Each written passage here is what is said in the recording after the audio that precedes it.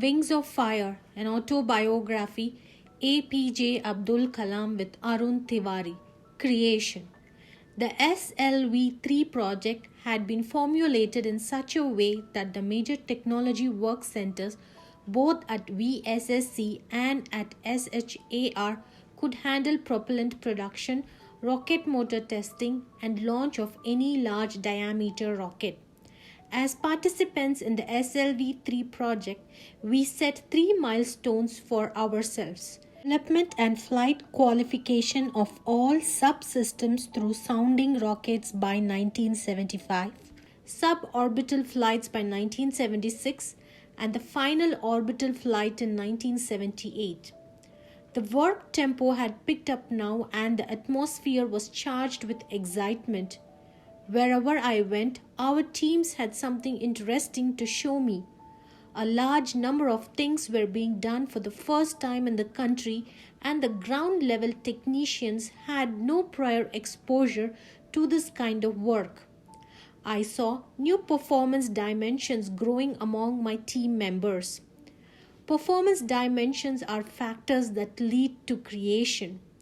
They go beyond competencies such as the skills and knowledge of the individual.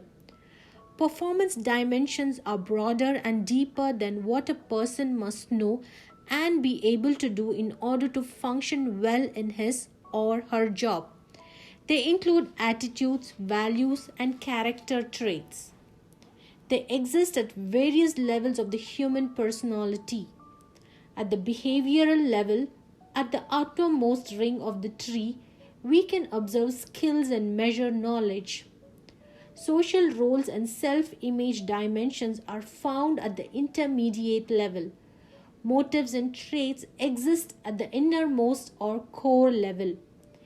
If we can identify those performance dimensions which are most highly correlated with job success, we can put them together to form a blueprint for outstanding performance in both thought and action.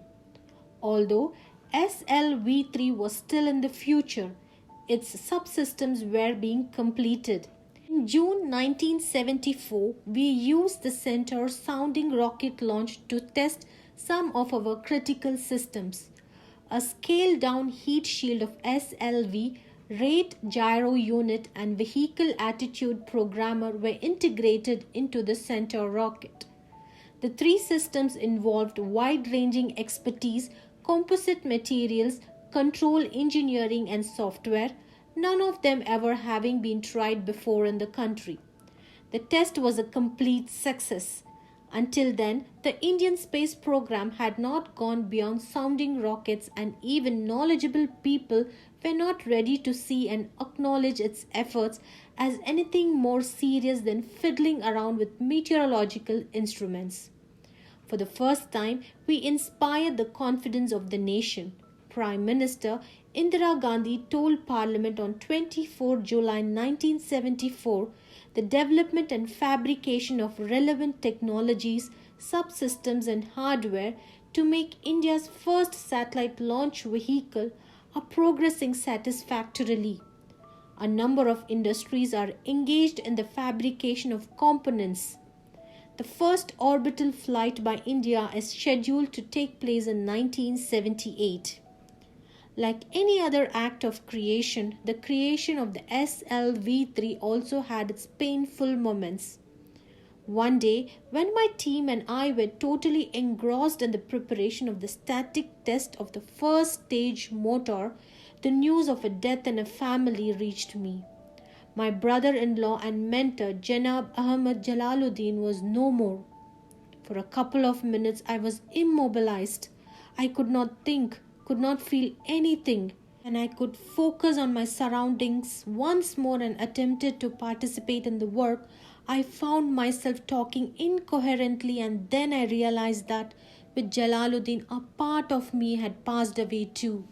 A vision of my childhood reappeared before me. Evening walks around the Rameshwaram temple, shining sand and dancing tides in the moonlight, stars looking down from an unlit sky on a new moon night, Jalaluddin showing me the horizon sinking into the sea, arranging money for my books, and seeing me off at Santa Cruz Airport.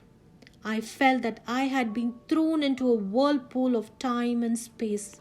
My father, by now more than 100 years old, pallbearer for a son-in-law who had been half his age, the bereft soul of my sister Zohara, her wounds from the loss of her 4-year-old son still raw. These images came before my eyes in a blur, too terrible for me to comprehend. I leaned on the assembly jig, composed myself, and left a few instructions with Dr. S. Srinivasan, Deputy Project Director, to carry on with the work in my absence. Traveling overnight in a combination of district buses, I reached Rameshwaram only the next day. During this time, I did my best to free myself from the very past which appeared to have come to an end with Jalaluddin. But the moment I reached my house, grief assailed me afresh. I had no words for Zohara or for my niece Mehboob, both of whom were crying uncontrollably. I had no tears to shed. We sorrowfully put Jalaluddin's body to rest. My father held my hands for a long time. There were no tears in his eyes either. Do you not see, Abdul, how the Lord lengthens the shadows?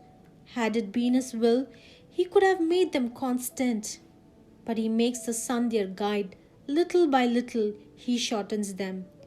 It is he who has made the night a mantle for you and sleep a rest. Jalaluddin has gone into a long sleep, a dreamless sleep, a complete rest of all as being within simple unconsciousness. Nothing will befall us except what Allah has ordained. He is our guardian. In Allah, my son, put your trust. He slowly closed his wrinkled eyelids and went into a trance-like state. Death has never frightened me. After all, everyone has to go one day. But perhaps Jalaluddin went a little too early, a little too soon. I could not bring myself to stay for long at home. I felt the whole of my inner self drowning into a sort of anxious agitation and inner conflicts between my personal and my professional life. For many days back in Tomba, I felt a sense of futility I had never known before about everything I was doing. I had long talks with Professor Dhawan. He told me that my progress on the SLV project would bring me a solace. The confusion would first lessen and would later pass away altogether. He drew my attention to the wonders of technology and its achievements. Gradually, the hardware began emerging from the drawing boards. Sasi Kumar built a very effective network of fabrication work centers. Within days of getting a component drawing, he would embark on the fabrication with what was available. Nambudri and Pillai were spending their days and nights at the propulsion laboratory developing 4 rocket motors simultaneously. M.S.R. Dev and Sanders drew up meticulous plans for mechanical and electrical integration of the vehicle. Madhavan Nair and Murthy examined the systems developed by the VSSC Electronics Laboratories and engineered them into flight subsystems wherever it was possible. U.S. Singh brought up the first launch ground system comprising of telemetry, telecommand and radar. He also chalked out a detailed work plan with SHAR for the flight trials. Dr. Sundararajan closely monitored mission objectives and concurrently updated the systems. Dr. Srinivasan, a competent launch vehicle designer, discharged all my complementary and supplementary functions as the SLV Deputy Project Director. He noticed what I had overlooked, heard the points I failed to listen to, and suggested possibilities that I had not so much as visualized. We learned the hard way that the biggest problem of project management is to achieve a regular and efficient interfacing between the different individuals and work centers. Hard work can be set at naught in the absence of proper coordination. I had the fortune of having Y.S. Rajan from the ISRO headquarters as my friend in those times. Rajan was and is a universal friend. His friendship embraced with equal warmth turners, fitters, electricians, and drivers, as well as scientists, engineers, contractors, and bureaucrats. Today, when the press calls me a welder of people, I attribute this to Rajan. His close interaction with different work centers created such a harmony in SLV affairs that the fine threads of individual efforts were woven into a mighty fabric of great strength. In 1976, my father passed away. He had been in poor health for quite some time due to his advanced age. The death of Jalaluddin had also taken a toll on his health and spirit. He had lost his desire to live, as though, after seeing Jalaluddin return to his divine source, he too had become eager to return to his. Whenever I learnt about my father's indifferent health, I would visit Rameshwaram with the good city doctor. Every time I did so, he would chide me for my unnecessary concern and lecture me on the expenses incurred on the doctor. Your visit is enough for me to get well. Why bring a doctor and spend money on his fees? He would ask. This time he had gone beyond the capabilities of any doctor, care, or money. My father, Jainulabdin, who had lived on Rameshwaram Island for 102 years, had passed away, leaving behind 15 grandchildren and one great-grandson. He had led an exemplary life. Sitting alone on the night after the burial, I remembered a poem written on the death of Yeats by his friend Auden and felt as if it was written for my father. Earth receive an honored guest. William Yeats is laid to rest. In the prison of his days, teach the free man how to praise. In worldly terms, it was the death of just another old man. No public mourning was organized. No flags were lowered to half-mast. No newspaper carried an obituary for him. He was not a politician, a scholar, or a businessman. He was a plain and transparent man. My father pursued the supreme value, the good. His life inspired the growth of all that was benign and angelic, wise and noble. My father had always reminded me of the legendary Abu Ben Adam, who, waking one night from a deep dream of peace, saw an angel writing in a book of gold the names of those who loved the Lord. Abu asked the angel if his own name was on the list. The angel replied in the negative. Disappointed but still cheerful, Abu said, "Write my name down as one that loves his fellow men." The angel wrote and vanished. The next night it came again with a great wakening light and showed the names of those whom the love of God had blessed. And Abu's name was the first on the list. I sat for a long time with my mother but could not speak. She blessed me in a choked voice when I took leave of her to return to Tomba. She knew that she was not to leave the house of her husband, of which she was the custodian, and I was not to live with her there. Both of us had to live out our own destinies. Was I too stubborn, or was I excessively preoccupied with the SLV? Should I not have forgotten for a while my own affairs in order to listen to her? I regretfully realized this only when she passed away soon afterwards. The SLV-3 Apogee rocket, developed as a common upper stage with Diamond, scheduled to be flight tested in France, was mired in a series of knotty problems. I had to rush to France to sort them out. Before I could depart late in the afternoon, I was informed that my mother had passed away. I took the first available bus to Nagarcoil. From there, I travelled to Rameshwaram, spending a whole night in the train, and performed the last rites the next morning. Both the people who had formed me had left for their heavenly abode. The departed had reached the end of their journey. The rest of us had to continue walking the weary road and life had to go on. I prayed in the mosque my father had once taken me to every evening. I told him that my mother could not have lived longer in the world without the care and love of her husband and therefore had preferred to join him. I begged his forgiveness. They carried out the task I designed for them with great care, dedication, and honesty and came back to me. Why are you mourning their day of accomplishment? Concentrate on the assignments that lie before you and proclaim my glory through your deeds. Nobody had said these words, but I heard them loud and clear. An inspiring aphorism in the Quran on the passing away of souls filled my mind. Your wealth and children are only a temptation, whereas Allah with him is an eternal award. I came out of the mosque with my mind at peace and proceeded to the railway station. I always remember that when the call for namaz sounded, our home would transform into a small mosque. Father and my mother leading, and your children and grandchildren following. The next morning I was back at Tomba, physically exhausted, emotionally shattered, but determined to fulfill our ambition of flying an Indian rocket motor on foreign soil.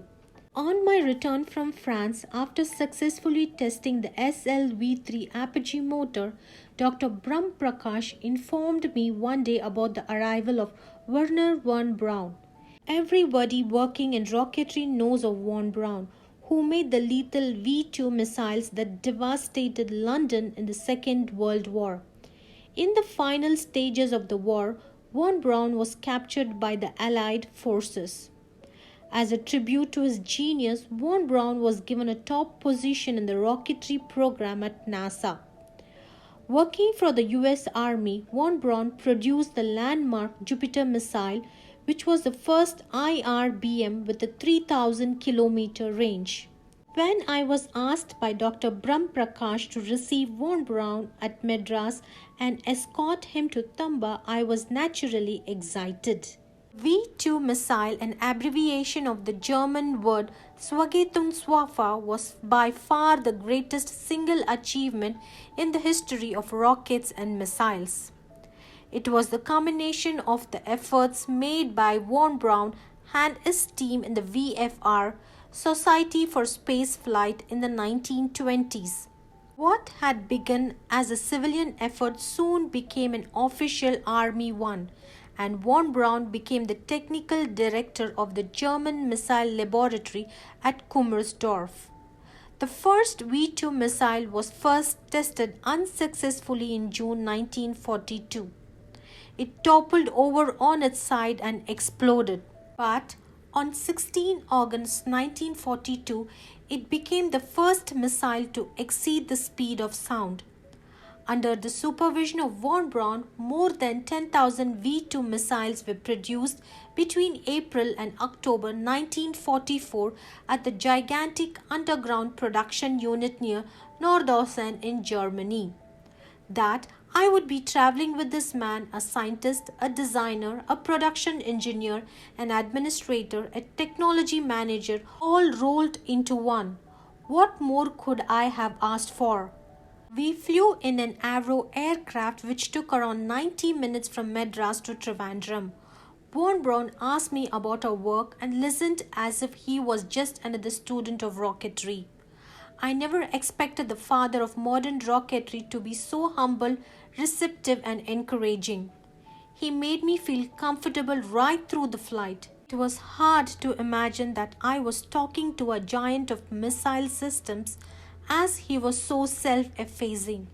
He observed that the length to diameter LD ratio of the SLV-3, which was designed to be 22, was on the higher side and cautioned me about the aeroelastic problems which must be avoided during flight. Having spent the major part of his working life in Germany, how did he feel in America? I asked this of von Braun, who had become a cult figure in the States after creating the Saturn rocket and the Apollo mission which put man on the moon. America is a country of great possibilities, but they look upon everything un-American with suspicion and contempt.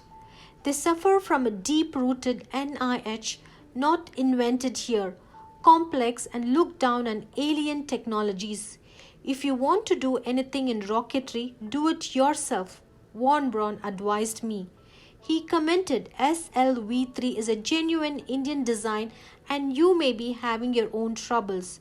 But you should always remember that we don't just build on successes, we also build on failures. On the topic of the inevitable hard work that goes with rocket development and the degree of commitment involved, he smiled and said with a glint of mischief in his eyes, "Hard work is not enough in rocketry. It is not a sport where mere hard work can fetch your honors. Here, not only do you have to have a goal, but you have to have strategies to achieve it as fast as possible. Total commitment is not just hard work, it is total involvement. Building a rock wall is back-breaking work. There are some people who build rock walls all their lives, and when they die, there are miles of walls, mute testimonials to how hard those people had worked." He continued, "But there are other men who, while placing one rock on top of another, have vision in their minds, a goal. It may be a terrace with roses climbing over the rock walls and chairs set out for lazy summer days. Or the rock wall may enclose an apple orchard or mark a boundary. When they finish, they have more than a wall. It is the goal that makes the difference.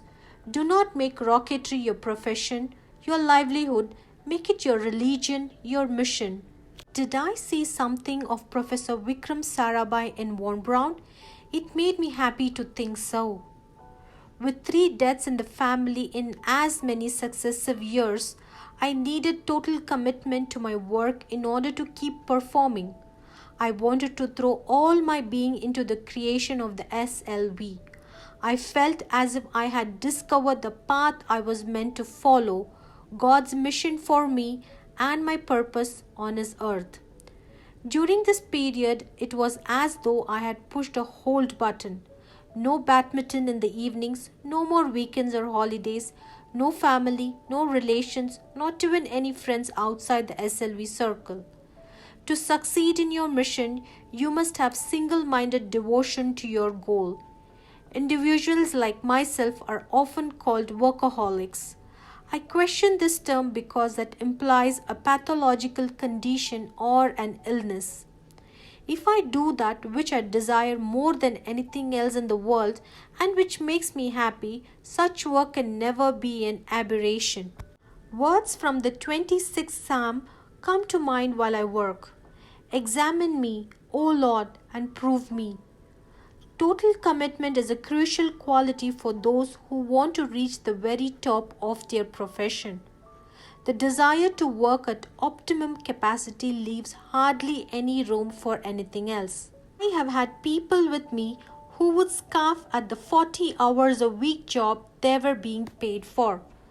I have known others who used to work 60, 80 and even 100 hours a week because they found their work exciting and rewarding. Total commitment is the common denominator among all successful men and women. Are you able to manage the stresses you encounter in your life? The difference between an energetic and a confused person is the difference in the way their minds handle their experiences. Man needs his difficulties because they are necessary to enjoy success. All of us carry some sort of a super intelligence within us. Let it be stimulated to enable us to examine our deepest thoughts, desires, and beliefs. Once you have done this, charged yourself, as it were, with your commitment to your work, you also need good health and boundless energy. Climbing to the top demands strength, whether to the top of Mount Everest or to the top of your career.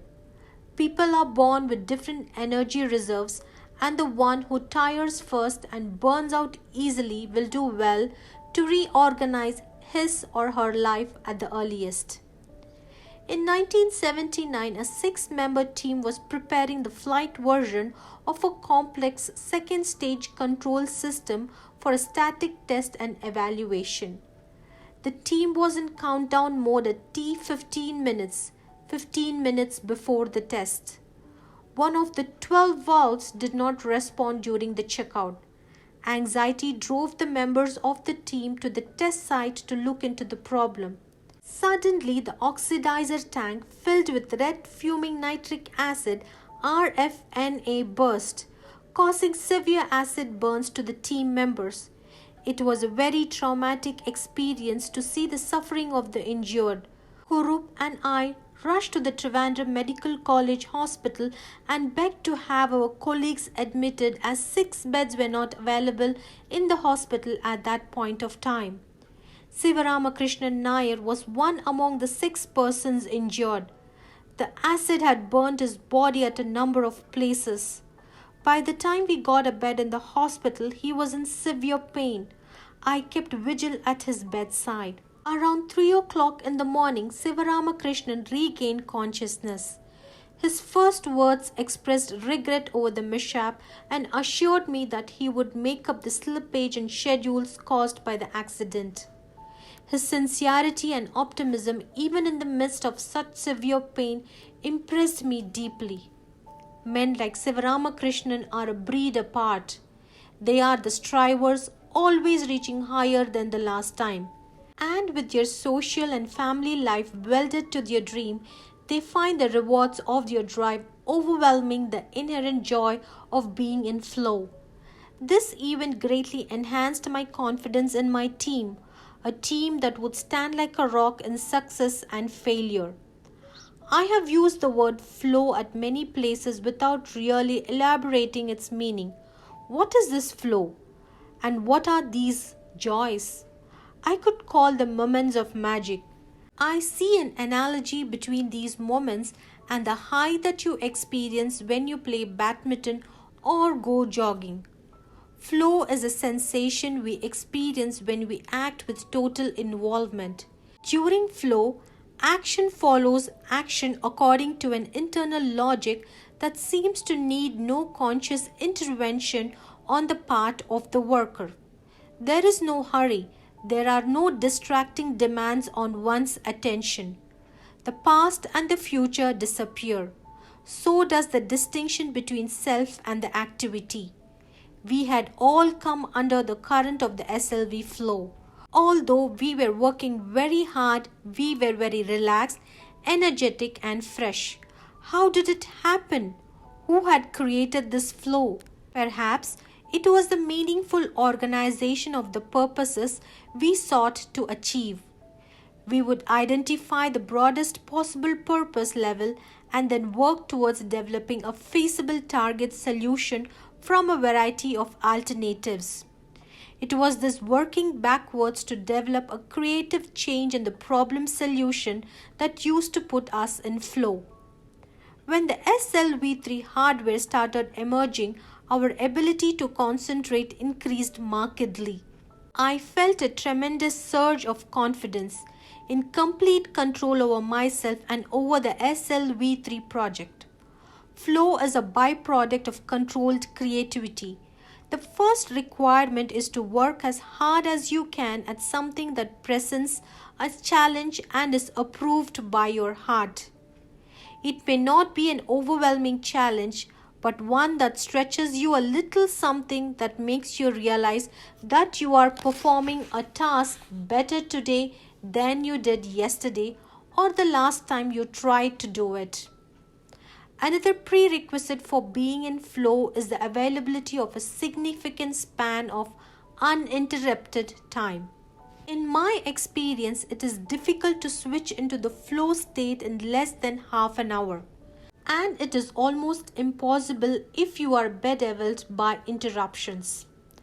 Is it possible to switch yourself into flow by using some sort of a conditioning device in much the same way that we condition ourselves to learn effectively? The answer is yes, and the secret is to analyze previous occasions when you have been in flow because each person has his or her unique natural frequency which responds to a particular stimulus. You alone can identify the common denominator in your case.